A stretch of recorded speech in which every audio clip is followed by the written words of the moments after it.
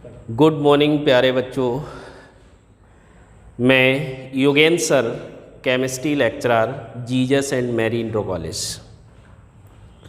देखिए, हमारा एक यूट्यूब चैनल जो कि MCA ग्रुप ऑफ स्कूल्स के द्वारा दिया गया है, हो सकता है आपने अभी जो है उसको सब्सक्राइब ना किया हो, तो प्लीज़ उसे सब्सक्राइब करिए।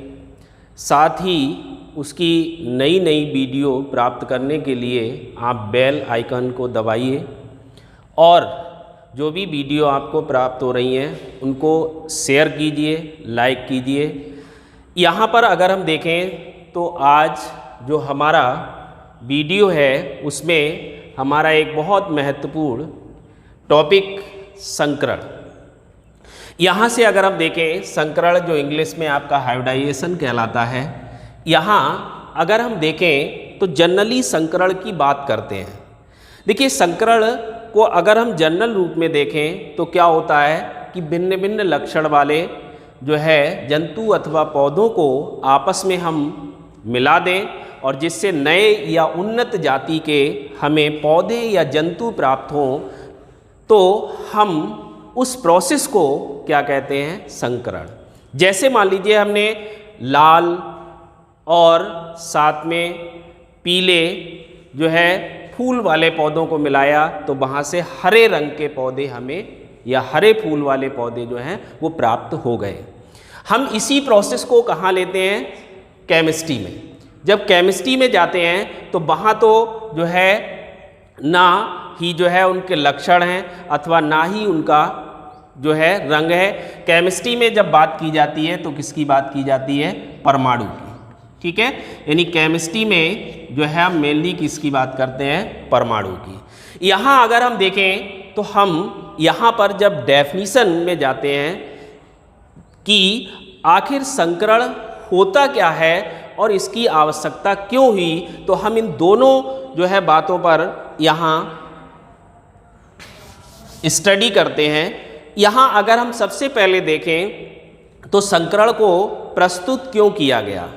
देखिए, यहाँ पर वैज्ञानिक थे पॉलिंग, यानी पॉलिंग ने संकरण को प्रस्तुत किया। यहाँ पर अगर हम देखें, हमारे पास पॉलिंग जो थे उन्होंने मेनली ऐसे अणु जिनकी ज्यामिति को संयोजकता बंध सिद्धांत के द्वारा नहीं बताया जा सका, तो उनको बताने के लिए पॉलिंग ने संकरण को प्रस्तुत किया।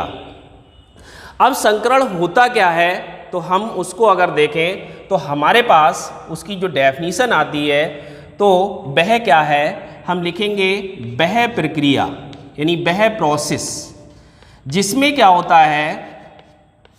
भिन्न भिन्न ऊर्जा के, जिसमें भिन्न भिन्न या हम ये लिख सकते हैं लगभग समान ऊर्जा के परमाणु कक्षक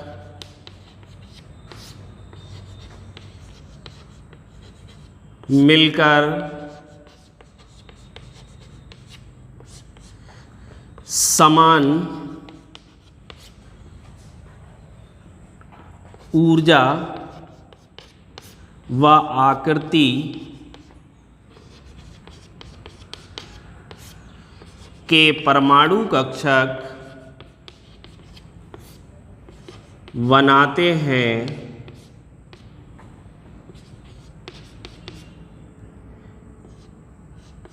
संकरण कहलाती है।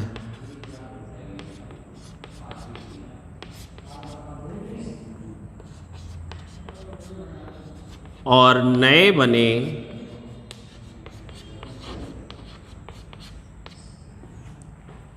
परमाणु कक्षक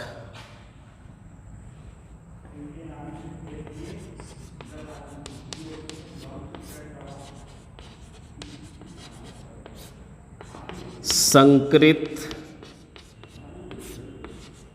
परमाणु कक्षक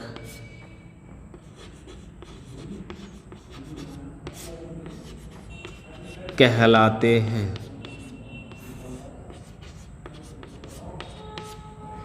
तो देखिए यहाँ से जो डेफिनीशन है वो यही है कि वह प्रक्रिया जिसमें लगभग समान ऊर्जा के परमाणु कक्षक मिलकर समान ऊर्जा व आकृति के परमाणु कक्षक, हम इसको ये भी कह सकते हैं नए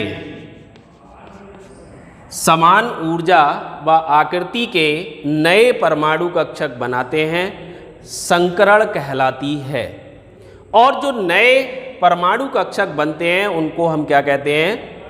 संकरित परमाणु कक्षक।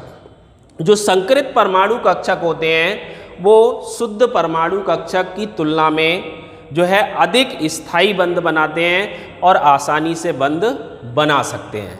तो ये हमारे पास जो डेफिनीशन है वो आपकी संकरण की डेफिनीशन कहलाती है।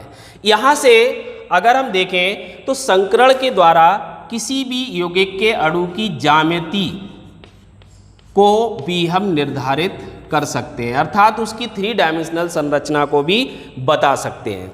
अब अगर हम देखें हमारे पास यहाँ से जो इसमें यहाँ हम इसको डायग्राम के द्वारा शो कर सकते हैं। जैसे हमारे पास ये S परमाणु कक्षक है, ठीक है, क्या है? S परमाणु कक्षक। यहाँ से हमने क्या किया, इसको P परमाणु कक्षक के साथ मिला दिया, P परमाणु कक्षक। और जब ये जो है आपस में संकरित होंगे, अर्थात इनका संकरण होगा, तब वहाँ से हमें एक नया परमाणु कक्षक प्राप्त होगा जिसका एक लूप बड़ा होगा और दूसरा लूप जो है वो छोटा होगा। इस तरह से ये जो हमारे पास बना वो संकरित परमाणु कक्षक कहलाता है। इसमें जो लूप जो है छोटा होता है वहाँ इलेक्ट्रॉन का घनत्व कम होता है, और जहाँ जो है वो लूप बड़ा होता है वहाँ इलेक्ट्रॉन का घनत्व अधिक होता है। यहाँ से अगर हम देखें तो इस तरह से संकरित परमाणु कक्षकों को हम बता सकते हैं। यहाँ से हम एक जो है एग्जाम्पल लेते हैं संकरण का। देखिए हमने एक जो है एग्जाम्पल यहाँ पर CH4 का ले लिया और उसमें हम क्या करते हैं, संकरण को प्रदर्शित करते हैं। देखिए हमने जो यहाँ एग्जाम्पल लिया वो आपका CH4। CH4 में जो केंद्रीय परमाणु है वो कार्बन, जिसका परमाणु क्रमांक कितना होता है? 6। अगर हम इसको बनाएं तो 1s2 2s2 2p2। यहाँ से ये इसका इलेक्ट्रॉनिक विन्यास बन जाता है। बाहरी कक्ष देखें जिसमें क्या है, इस तरह से हमारे पास जो है 2s2 और 2p2। यहाँ हम अगर इलेक्ट्रॉन्स को भरते हैं तो देखिए इसमें हमारे पास 2 इलेक्ट्रॉन हैं। यहाँ इसमें हमने हुंड के नियम के अनुसार भरा, तब इसमें एक एक इलेक्ट्रॉन है। ये हमारी क्या कहलाती है? आद्य अवस्था। हमने यहाँ पर क्या किया, इसको बाहर से ऊर्जा दी और तब उस कंडीशन में हमारे पास दूसरी अवस्था बनती है जिसमें जो है एक इलेक्ट्रॉन कूदकर ये 2p है और ये 2s। तो यहाँ अगर हम देखें हमारे पास जो है एक इलेक्ट्रॉन कूदकर कहाँ चला जाता है? p में। तब एक अनपेयर्ड इलेक्ट्रॉन यहाँ रहेगा, एक यहाँ, और साथ में ही हमारे पास जो है एक अनपेयर्ड इलेक्ट्रॉन यहाँ होगा और एक अनपेयर्ड इलेक्ट्रॉन यहाँ होगा। अब अगर हम देखें तो ये जो हमारे पास अवस्था होती है वो क्या कहलाती है? उत्तेजित अवस्था। उत्तेजित अवस्था में आप देख रहे हैं कितने अनपेयर्ड इलेक्ट्रॉन हैं? 4। और ये S और P जब आपस में मिलते हैं तो वहाँ संकरण के पश्चात समान ऊर्जा के 4 नए परमाणु कक्षक बनाते हैं, और इस तरह से हमें जो परमाणु कक्षक प्राप्त होते हैं उनमें जो है इस तरह से सिंगल इलेक्ट्रॉन होता है। ये जो परमाणु कक्षक होते हैं वो आपके कहलाते हैं संकरित परमाणु कक्षक। तो इस तरह से हमें संकरित परमाणु कक्षक प्राप्त हो जाते हैं और जो है यहाँ संकृत परमाणु कक्षक के द्वारा सिग्मा बॉन्ड का निर्माण होता है। यहाँ अगर हम देखें तो हमारे पास 4 परमाणु कक्षक हैं जो कैसे हैं, संकृत। अब यहाँ अगर हम देखें हमारे पास ये चारों जो संकृत परमाणु कक्षक हैं वो इस तरह से यहाँ पर जो है वो व्यवस्थित हो जाते हैं, जो आपकी कहलाती है समचतुष्फलकीय अवस्था। यहाँ हमने जो है इस तरह से उनको बना दिया। एक हमारे पास ये हो गया, दूसरा देखें तो ये हो गया, तीसरा इसी तरह से ये, और चौथा परमाणु कक्षक ये हो गया। यहाँ अगर हम देखें तो हमारे पास ये जो हैं उनके जो छोटे लूप होते हैं वो हो जाते हैं। अब ये तो हमारे पास क्या है, sp3 संकृत परमाणु कक्षक।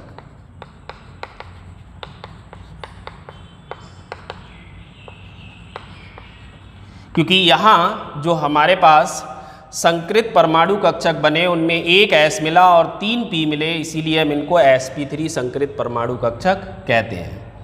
ये क्या करते हैं, जब CH4 की कंडीशन होती है CH4, तब ये प्रत्येक जो है संकृत परमाणु कक्षक इस तरह से यहाँ जो एक इलेक्ट्रॉन था उसमें अगर हम देखें तो हाइड्रोजन के साथ जो है यहाँ ओवरलैप करके ये जो है एक सिग्मा बॉन्ड बना लेते हैं।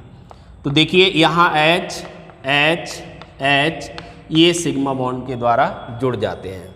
इनको अगर हम दिखाना चाहें तो हमारे पास देखिए ये हाइड्रोजन का S परमाणु कक्षक है और यहाँ पर अगर हम देखें तो इस तरह से हमारे पास एक इलेक्ट्रॉन जो है वो कार्बन का और एक हाइड्रोजन का, इसी तरह से यहाँ भी बन जाता है, इसी तरह से यहाँ भी और इसी तरह से यहाँ भी। अब आप देखें कि ये सभी में हमारे पास जो है इस तरह से ये इलेक्ट्रॉन हो जाते हैं ये, और यहाँ पर सिग्मा बॉन्ड का निर्माण हो जाता है। अब यहाँ ये जो व्यवस्थित हुए वो आपकी कौन सी व्यवस्था कहलाती है, समचतुष्फलकीय व्यवस्था, जिसको हम कह सकते हैं समचतुष्फलकीय संरचना। और यहाँ अगर हम देखें तो किन्हीं 2 ऑर्बिटल्स के बीच जो बॉन्ड एंगल होता है वो 109 डिग्री 28 मिनट। इसी स्ट्रक्चर को हम इस तरह से बना सकते हैं। यहाँ देखिए ये जो है हमारे पास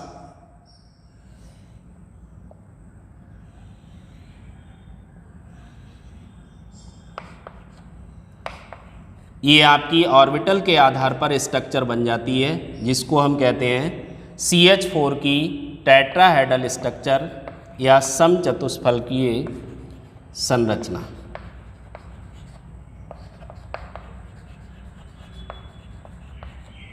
तो यहाँ पर इस तरह से हम किसी भी अणु की ज्यामिति को हाइब्रिडाइजेशन के द्वारा बता सकते हैं।